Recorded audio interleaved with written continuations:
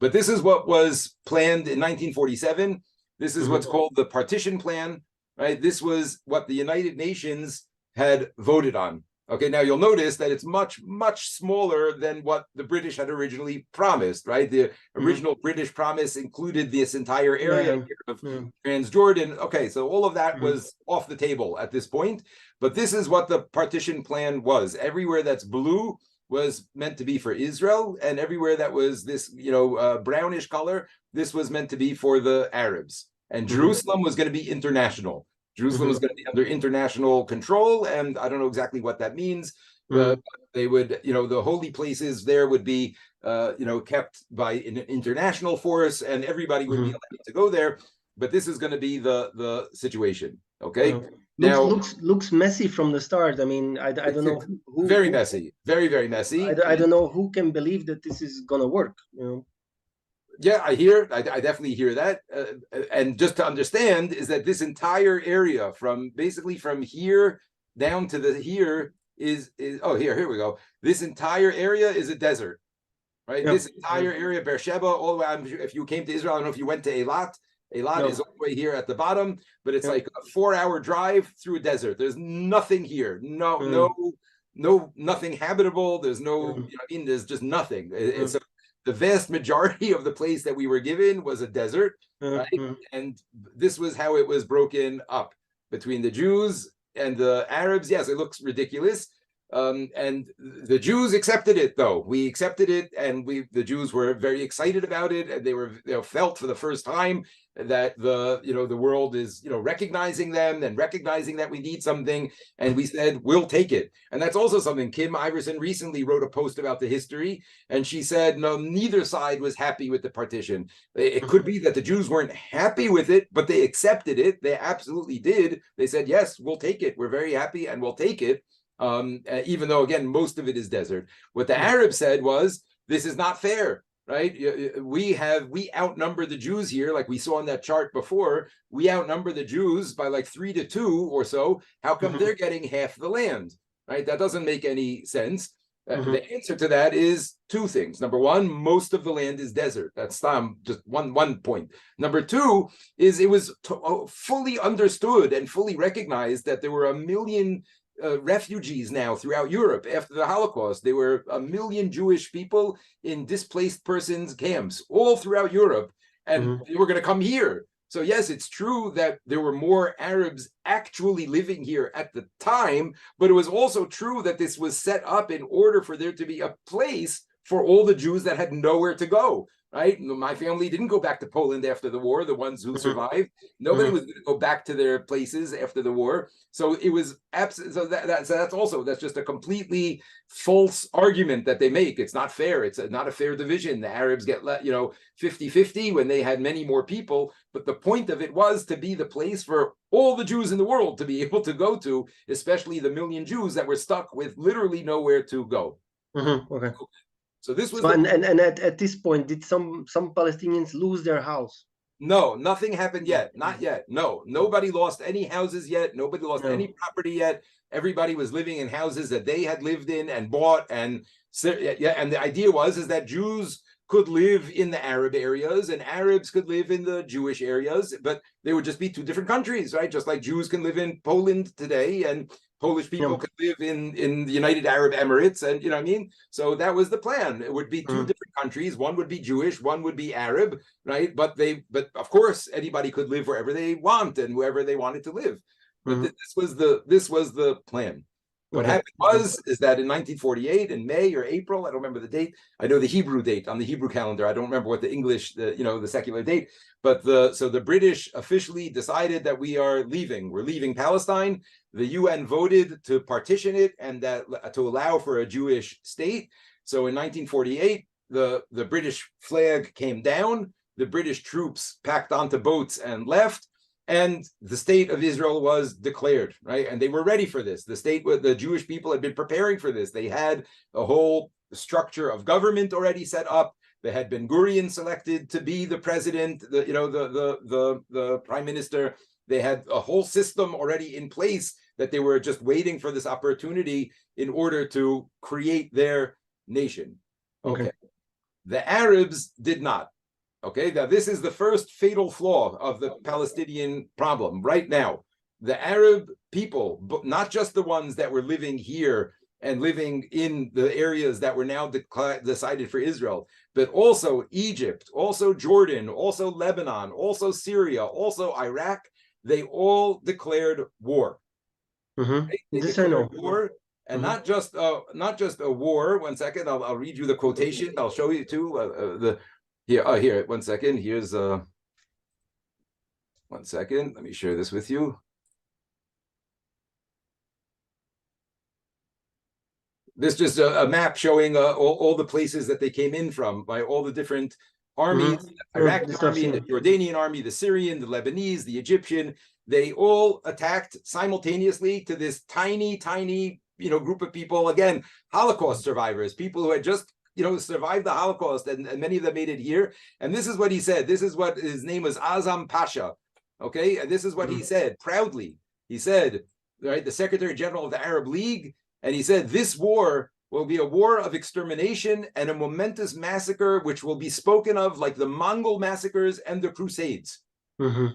This is like literally what they said. There was no hiding it. This was a genocidal war. This was the Arabs saying, that's it, enough with these Jewish bastards, enough of this problem in our side. We're going to finish this once and for all. 7 Arab armies, the full army of those countries that had been around now for a while, they all attacked Israel simultaneously, right? To us, the Jewish people, this is one of the biggest miracles that the Jewish nation has ever witnessed, that we were able to survive. We weren't wiped out. It's a miracle how it happened, literally a miracle. These, a few thousand fighters, again, people who had just survived the Nazi camps, they were just liberated 3 years ago, right? Picture a person who was in Auschwitz 3 years ago, and now here he is with a rifle, right? With this army of extermination coming to him, right? In order to wipe us out. Now, what happened now is the big key to what happens today, because at this point, the Arabs announced over the radios, and this is not Hasbara, this is not propaganda, this is a factual, absolutely a factual historical, on the historical record. They said on the Arab radio, Arabs, leave your homes. Leave your homes. We're coming to wipe out the Jews. We don't want you to be in the way. We don't want you to be caught in the crossfire. Leave your homes. In a week, you're going to go back, and not only will you have your home, but you'll have your Jewish neighbor's home also. That's what happened. The Arabs announced, and this is not controversial. I'm saying I don't know everybody will. No, I've heard this before. Is a fact. This is a fact. I have a friend here who's a Palestinian, and he says his grandmother still had the key. And they left, they locked the door with the key, but they locked, not because Israel was coming with guns. That's not true. In some places it happened. We'll get to that in a second. In some places there were people that were chased out. I'm not going to deny that, but the vast majority. But I think there were also some massacres that Israeli soldiers. One massacre in Deir Yassin. We'll talk about that. We'll get to it. 1 second. We'll get to it.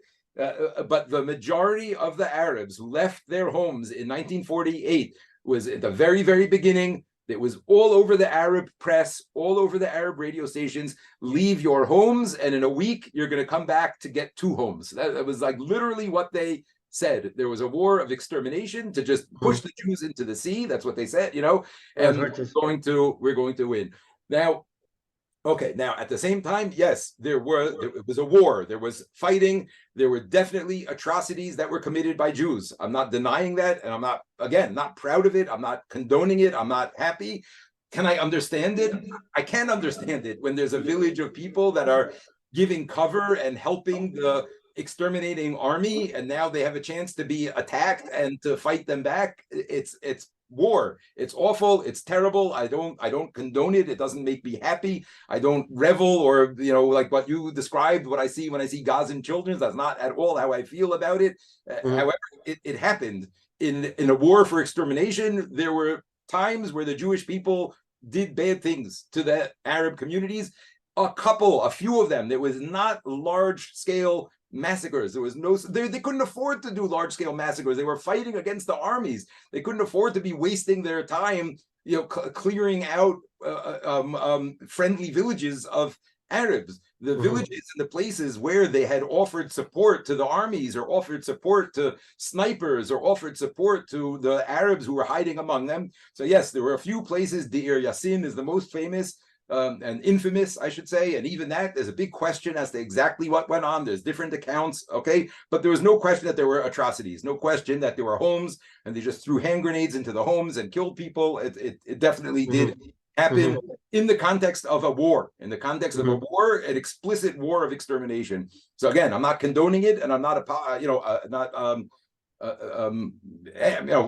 it happened. It did happen, but that was a minority of the people that were chased away. I'm telling you, this is again as a fact. I don't have to. We could look up and see what the numbers were. I don't know if there are clear. Well, in Belgium, we have this historian, Catherine Lucas is his name. He's written several books about this.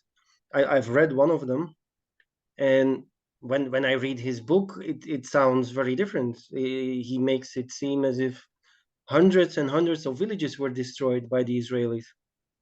I don't think that that's correct. I don't think that that's correct. In an effort to chase them out, in an effort to wipe out the Arabs, I don't think that. Okay, I don't know. You show me. You could show me. I'm open to reading and seeing. And his claim is also that some massacres took place in order to scare Arabs to start leaving. So that's what happened in that place called Deir Yassin, right? That's what they said. They wanted to try to scare the people away so that they would leave and not be there. But again, they were giving cover to invading armies, and there were militias that were hiding among these cities, among these villages, and among these cities. Well, let's hold off for a second, because let's go for it, because that's kind of the same argument as today, that Hamas is using human shields, so we can bomb them.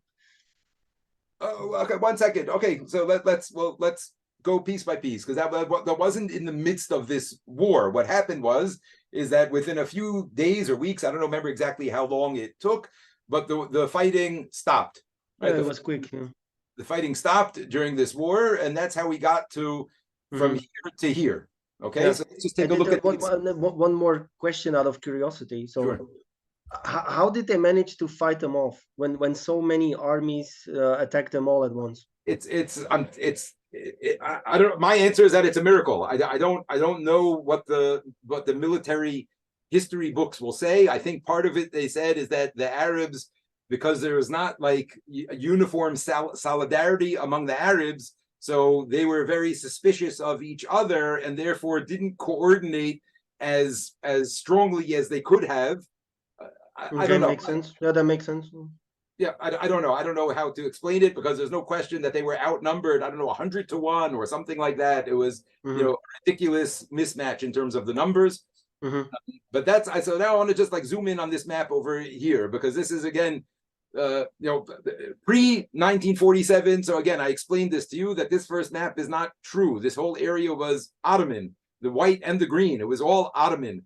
Anywhere that there weren't Jews, they're making that into Palestine. That's just not true. The whole area was Palestine. It was all Ottoman. There were Jews and Arabs living all over the place. The entire desert was not populated by Palestinians. That's just that's a joke. Okay, this is the UN partition plan, like we saw on the other map, right? This is the 3 sections of Arab places, and the white is the proposed Jewish state. Now, that war that they lost, right, that the Arabs lost, so these became the boundaries, right? At the end of that war, again, which miraculously somehow not only the Jewish people survived, but they survived in pushing back against the invaders, right? And that these became the boundaries, right? That they took over this whole area up here. They pushed into the West Bank, what's now called the West Bank over here. Jerusalem is smack in the middle. It was cut in half. There's East Jerusalem and West Jerusalem, right? And the area that's now Gaza. Sorry, other question. Sure. So they were militarily successful, but why didn't they manage to take all of Jerusalem if they were so successful? Like they were fighting. They were fighting against the best, most fierce fighters were the Jordanians, which you could see even from the map. That most of the area that Jordan came on, the Arab League was fighting with Jordan. These were people that were hardened from World War II. They fought in World War II. They were trained fighters and militias. They were the best fighting force. So they were the ones who were most successful at holding back the Jews. That's why this area remained like this, right? But this is how the fighting stopped. So we're no longer looking at the partition plan. They rejected the partition plan, right? The Arabs rejected it. So that this is no longer worth anything, right? Now this is how the fighting ended. When the fighting ended, Jerusalem was cut in half. They pushed out the Syrians completely. They pushed back the Egyptians into the Sinai Desert, except for the area of Gaza over here. And this is how Israel was from 1947 till 1967. Okay, now, but now this is the time period, what you're talking about now, this is the time period during these 20 years where these massacres that you're talking about, or people being chased away, or things like that, was going on. There was a road, the main road from Tel Aviv, which is like here to Jerusalem, right? There were many Jews still living in West Jerusalem at the time, and the main road between Tel Aviv and Jerusalem, which is still the highway today, the number one highway, it's called, the number one, and along that road were many Palestinian villages of people who didn't leave during the fighting, right? They stayed and they remained there, and for years there were fights that would be breaking out. They would be sniping at the cars driving along the road. They would be throwing grenades into the cars as they were driving along the road. So one of the military goals of the Jews during this time period was to provide safe travel between Tel Aviv and Jerusalem. And it's all hills the whole way. And still today, if you were here and you travel the highway, it's surrounded by hills all over. And every one of those Palestinian villages, not every one of them, I take that back, right? But many of them were harboring militias, harboring terrorists, harboring groups of fighters who were sabotaging the road, who were bombing cars that were driving along the road. They kept on having to create like these ad hoc armored cars that they're still along the highway. There's a memorial to the people who used to drive that road to bring supplies to Jerusalem. And there's like these bombed out cars, a whole series of them. And they're all like regular Jeeps with like pieces of metal, welded onto the sides and the top and all of this to try to protect the people, because Jerusalem had very, very little supplies. Also, I forgot one piece. I'm sorry, there's an important piece over here. 1 second. That for the first time now, Jerusalem was free of Jews, right? There's a famous quote over here by one of the Jordanian fighters, right? And he said, for the first time in 1,000 years, not a single Jew remains in the Jewish quarter. Not a single building remains intact, right? They blew up 58 synagogues. There were 58 ancient synagogues in Jerusalem, and every single one of them was destroyed. This makes the Jews' return here impossible. So, again, we were facing extermination. We were facing ethnic cleansing. All of these things that they accuse the Jews of doing are things that happened to the Jews during this time period. Every single one of them. Every single one of them. Right. And by his own admission that there were Jews in Jerusalem for 1,000 years before this. Right. Now is the first time in 1,000 years that there is no longer any Jews. Okay, this was the time period when there was a lot of ad hoc fighting that was going on. The war was, not raging between armies, but there were militias and fighting. The Jordanians were constantly fighting and bombarding West Jerusalem from the walls of the old city in East Jerusalem. And it was not a peaceful time for anybody during this time period. And yes, it is definitely the truth that there were Arab villages and places that had been run by the Arabs that were determined to be security, risks, etc. And they were, asked to leave, told to leave, threatened to leave, chased out. All of those different terms are probably applicable within the context of a genocidal war that is going on. But it was never the Jews' goal to get rid of all the Arabs from the place. Some people it was. There were some people, like a famous person, Meir Kahane, who was a very big extremist who became outlawed in Israel. The Israeli government outlawed him and his party. So he believed in just forcibly removing all the Arabs from Israel. He said, they're always going to be a problem. Let's just get rid of all of them forcibly. But that's not what we did and not what we would do. And until today, there's 2 million, over 2.1 million Arabs who live in Israel. who are full citizens, full rights. That my rheumatologist is a Palestinian Arab. The person who works the pharmacy down the street from me is an Arab. That thing that they call apartheid, it's an apartheid state. That's a total lie.